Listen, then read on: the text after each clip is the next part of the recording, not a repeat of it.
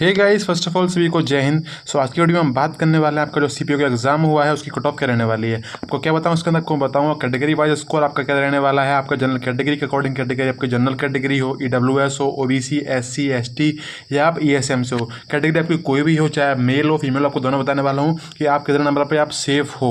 ठीक है, बताऊंगा कि आपका एग्जाम का लेवल क्या था। आपका एग्जाम के अंदर आपने एग्जाम दिया, आपको पता ही होगा। ठीक है, आपको मैं बताऊंगा जिसने एग्जाम दिया उसे पता है। ठीक है, एग्जाम का लेवल क्या था उसे खुद दिख रहा होगा कि एग्जाम मतलब कहाँ से आया है। ठीक है, आपको बताऊंगा अभी मैं आगे। ठीक है, बाकी आपका फिजिकल आपका क्या कब होने वाला है, कब से आपका स्टार्ट होगा, हो जाएंगे आपके एग्जाम के बाद, तो कुछ सब बताऊंगा इसके अंदर। और यही बताऊंगा कि आपका मेंस का सेफ स्कोर क्या रहने वाला है कि अगर आप इतने नंबर लेके आओगे तो आपके लिए कोई ना कोई पोस्ट आपको मिल जाएगी। आपकी सीपीयू 2024 के अंदर आप कोई ना कोई पोस्ट आप ले लोगे। ठीक है, तो चलो पहले वीडियो शुरू कर लेते हैं।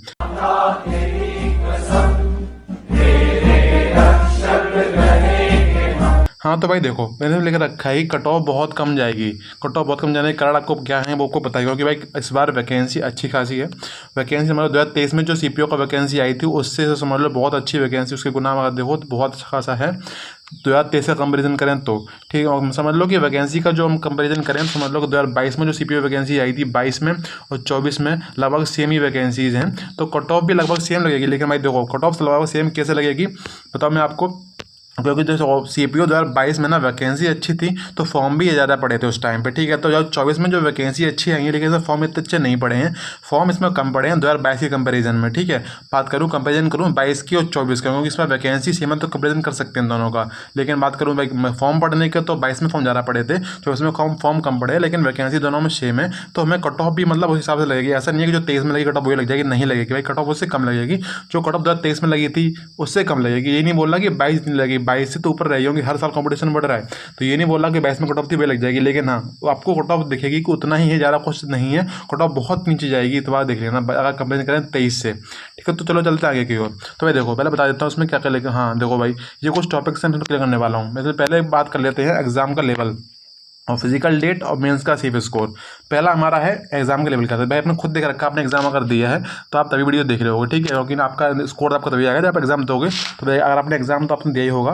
बात करें इसमें एग्जाम में क्या था, भाई याद करूँगा। देखो मैं आपके 4 सब्जेक्ट आपके आते हैं, reasoning, English, math and GK. ठीक है, 4 आते हैं। चारों में से क्वेश्चन आते हैं हमारे 200 क्वेश्चन हमारे इसमें से आते हैं हमारे। ठीक है, 4 सब्जेक्ट के अंदर से मतलब 50 क्वेश्चन हर एक सब्जेक्ट से आपके आते हैं इसके अंदर। बात करूं भाई इसमें एग्जाम का लेवल क्या था, भाई समझ लो कि पूरा जो एग्जाम का लेवल था, पूरा लेवल पीवाई की लेवल था पूरा एग्जाम का। जो हमारे 22 में क्वेश्चन आए हैं सीपीओ में, चाहे 23 में क्वेश्चन आए हैं, पूरा समझ लो एसएससी का जो पीवाई की लेवल होता है ना, पूरा जो एग्जाम हमारा है पीवाई को बेस्ड ही रहा है। चाहे आप कोई सब्जेक्ट ले लो, चाहे आप रीजनिंग ले लो, चाहे इंग्लिश ले लो, चाहे आप जीके ले लो, चाहे मैथ ले लो।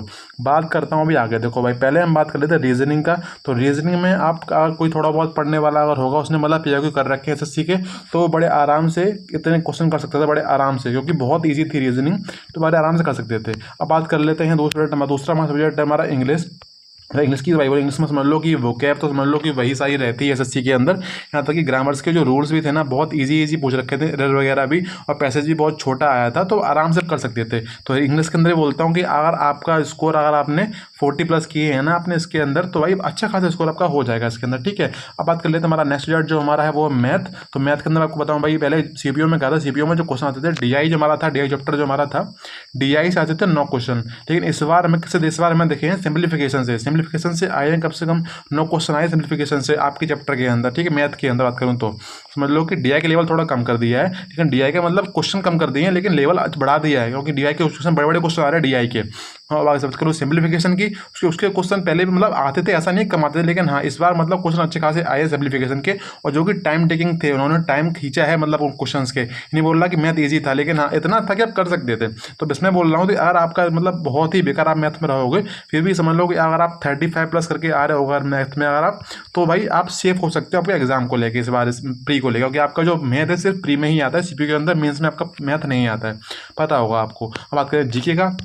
देखो जीके का भाई भी रहता ही है कि कितना भी पढ़ लो मतलब कि नहीं आ रहा है, फिर भी मैं बोलूँ अगर आप गुड अटैम्प्ट अगर आपकी बात करूँ तो अगर आपने 25 से 30 क्वेश्चन आप अटैम्प्ट करें तो भाई आपके गुड अटैम्प्ट है। मैं नहीं बोल रहा कि आप 40 करो या 45 करो, जीके का भाई रहता है इतने अगर आपने करे हैं, मतलब अटैम्प्ट बोले ही नहीं बोला, इतने नंबर आ जाएंगे। हाँ अगर आप इतने अटैम्प्ट करें हैं तो भाई गुड अटैम्प्ट है आपके जीके के अंदर, जैसा लेवल था उस हिसाब से बता रहा हूँ मैं आपको। ठीक है, तो हमारा बात हो चुका है एग्जाम लेवल का, मैंने बता दिया। पूरा पेपर जो हमारा पीवाईक्यू बेस्ड ही है। हो सकते हैं कि हाँ मैथ थोड़ा चेंज किया है, मैथ में उन्होंने क्या किया है डीआई थोड़ा कम कर दिया है और सिंप्लीफिकेशन बढ़ा पढ़ा दिया है, उसमें मतलब मैथ में कैलकुलेशन अच्छी खासी टाइम मैथ में लग रहा था, उस हिसाब से मैथ है। ये नहीं बोला कि टफ है, मैथ ईजी है लेकिन करने वाला मैथ है, लेकिन कर नहीं पा रहे क्योंकि टाइम कम पड़ रहा है ज़्यादा, क्वेश्चन ऐसे डाल रखे इन्होंने, उसमें टाइम ज़्यादा खींच रहा है वो, ठीक है। आपको समझ रहे हो मैं क्या बोलना चाह रहा हूँ। हाँ, बात करते हैं फिजिकल डे। तो देखो फिजिकल समझ लो कि जैसे ही आपका जो इसकी पहले आपकी रिटर्न की आपकी आंसर की आएगी, आंसर की समझ लो कि कम से कम 2 हफ्ते मुश्किल से मुश्किल लगेगा, तो 2 हफ्ते के अंदर आपकी आंसर की आपके सामने दिख रही होगी। मुझे लगता है कि 1 हफ्ते के अंदर आपको आंसर की दे देंगे सीपीओ की ये, ठीक है। तो आंसर की जाने में टाइम नहीं लगता है, वो तुरंत निकाल देते हैं आंसर की। तो जैसे आप देख लोगे अपना आंसर की आपके नंबर आपको लग रहा होगा कितने बताने वाले, तो नंबर आपके अगर आंसर की में आपको आ रहे हैं कितने नंबर मेरे रॉ स्कोर उतना बन रहा है, तो बड़े आराम से आप कर लोगे कि आपको फिजिकल करना ही करना है। फिजिकल समझ लो कि आपका जैसे ही आपका आंसर की आएगी, आपका रिजल्ट आने का आप वेट कर लेना कि रिजल्ट कब तक आएगा। बोल रहा हूँ कि रिजल्ट आने के बाद मुश्किल से देंगे 20 दिन, 20 के अंदर 20 दिन के बाद इनको फिजिकल शुरू कर देंगे, ठीक है। मत सोचना कि पूरा महीना देंगे 2 महीने देंगे, पहले कितना दिया नहीं दिया। मैं बता रहा हूँ आपको सीपीओ 2024 के लिए आपको टाइम नहीं मिलेगा, तो आपको अभी से फिजिकल बना के चलना है। आपको लग रहा है कि मेरा पेपर अच्छा हुआ तो फिजिकल तैयारी शुरू कर दो अभी से, ठीक है। ये नहीं बोल रहा कि लास्ट तक बैठे रहना, नहीं भाई, उस टाइम मतलब पता चलता है कि आपका एग्जाम निकल गया, फिजिकल रह गया, इस पर बस बोल रहा हूँ मैं, ठीक है। तो आपको तैयारी करनी है अभी से अच्छी खासी। हाँ, तो अब बात कर लेते हैं हमारा जो मैंने बता दिया, मैंने आपको ये बता दिया, मैंने आपको ये बता दिया। बात कर लेते हैं मेंस का सेफ स्कोर। तो भाई देखो पहले तो अभी आपका रिटर्न है, ठीक है भाई। आप पहला जो प्रोसेस आपका रिटर्न था आपका हो चुका है, इसके बाद आपका फिजिकल होना है, जो उसमें क्वालिफाई करेंगे वो फिजिकल में जाएंगे। तो मेंस का जो सेफ स्कोर है पता चलेगा कितने बंदे, समझ लो कि सीपीओ एग्जाम होता है कि इसके अंदर ज़्यादातर जो कैंडिडेट आउट होते हैं वो निकलते हैं फिजिकल के टाइम पे। फिजिकल में अच्छे खासे समझ लो कि अगर 100 बच्चे अगर जा रहे हैं उनमें समझ लो कि 40 बच्चों का ही फिजिकल होता है, बाकी 60 समझ लो फिजिकल में फेल हो जाते हैं। तो रियल कॉम्पिटिशन होगा पता चलेगा फिजिकल के बाद। तो उससे मैं आपको बताऊंगा कि मेंस के लिए सिर्फ क्या होना चाहिए, फिजिकल में कितने कैंडिडेट फेल हुए हैं कितने पास हुए हैं, आपको बता सकता हूँ क्लियर, क्योंकि आप इतने नंबर आप लेके आओ तो आपको आराम से कोई पोस्ट मिल जाएगी। लेकिन अभी बोलना ये चीज़ सही नहीं है कि मैं आपसे बोल दूँ कि 320 नंबर लाओ, 340 नंबर लेके आओ, उसका कोई मतलब नहीं है कि भाई अभी कॉम्पिटिशन जो है आपको दिख रहा है वो समझ लो कि रिटर्न का कॉम्पिटिशन है। मेन कॉम्पिटिशन सीपीओ में जो होता है वो होता है मेन जो गेम सीपीओ में वो फिजिकल का ही है। फिजिकल के टाइम पर अच्छे खासे बंदे इसमें बाहर हो जाते हैं, पढ़ने वाले जो होते हैं वो बाहर हो जाते हैं, भाई दिन रात बैठ रहे लाइब्रेरी में, उनका फिजिकल इतना अच्छा नहीं हो पाता है, तो वो फिजिकल में निकल जाते हैं।